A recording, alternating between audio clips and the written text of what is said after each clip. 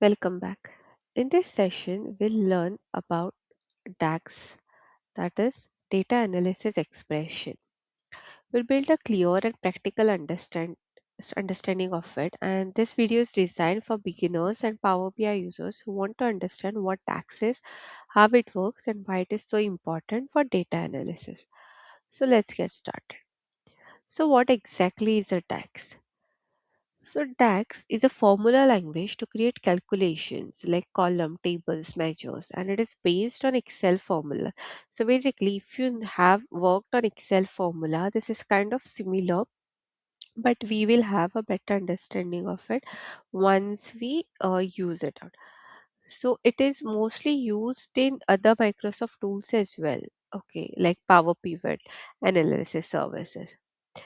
So basically here DAX contains a powerful formula library made up of functions and operators that can be combined to form a formula and expressions. At the same time, DAX is also known as the language of Microsoft Power BI tools. It is specialized language used by tools like Power BI and Excel to perform calculations and data analysis. So whenever you create measures of calculations Power BI, you are essentially using the DAX function. DAX follows a functional approach. This means DAX is a function based language where the complete logic is written inside a single function. On the left, you can see a fragmented logic like Excel's, where calculations depend on multiple cells. On the right, text keeps the entire logic contained inside one formula. This makes text formulas more readable, reusable, robust, and across the entire data model. So basically, DAX functions are like predefined formulas that perform calculations on specific values called as arguments.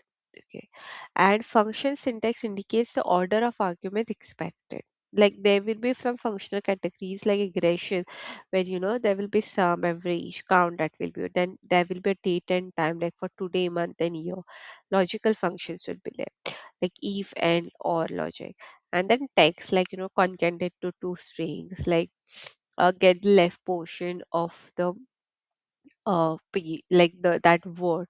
So this is how basically this functional approaches. So moving on, before text, we mostly relied on basic aggregations like sum or average. This provide a static view of data. With DEX, we move to dynamic analysis. Like DEX allows calculations to change based on filters, slicers, and user selection. This is how Power BI delivers interactive and context-aware insight instead of fixed numbers. So DEX is the engine powering your BI reports, while visuals show what is happening. DEX defines how and why it is happening. It enables real-time KPIs, time intelligence calculations, and dynamic metrics like moving averages and growth trends. In simple words, visual display, but DEX brings intelligence into a data model. Let's move on to our next slide. The text ecosystem. Text is not limited to just one tool. It is common analytical language used across the Microsoft BI ecosystem. Text is used in Power BI for interactive dashboards, Power Pivot in Excel for data modeling, SAS tabular models for enterprise analytics, and Azure analysis services for cloud-based BI. Learning text once allows you to use it across multiple platforms. Thinking in columns, like this is one of the most important mindset shifts. Excel formulas work on individual cells. Text works on entire columns and tables. Instead of cell by cell logic, DEX uses column based calculations. This columnar approach is what allows DEX to handle millions of rows with a high performance. DEX is a single unified language of Microsoft BI. It takes you beyond simple aggregations into advanced context-aware calculation. By mastering DEX, you unlock the full analytical power of tools like Power BI and Excel. This is a step that separates basic report creators from advanced BI professionals. We will also have some practical implementation of this formula in in the in the continuation. Let's start with some practicals now to get a better understanding of this text functions and everything. Okay, so first we'll see how we can calculate the columns. Like, okay, so basically, column means that it expands our existing data sets without editing the source, and it evaluates at a row level and add a new column to an existing table. Okay, so you don't have to like directly go into the shed and then create a new column. We can directly create it using the text function. So it is calculated at the data load, and when the data is refreshed we will get the kind of an answer. So let's see here.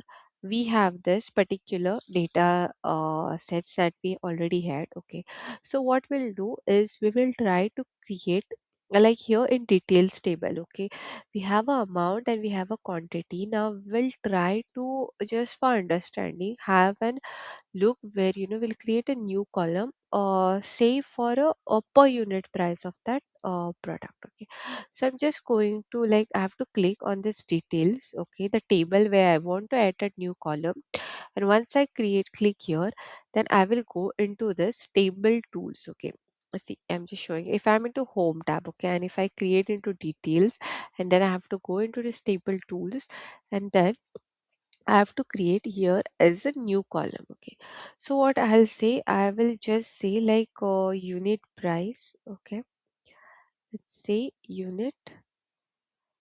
price unit price. Okay, unit price equal to, like, I want to have this, so I'm going to say amount. So it see the Power BI automatically tells us from which table and which, like, if I just type like amount, it is directly showing us from which table that amount thing is coming. This is amount uh divided by divided by quantity.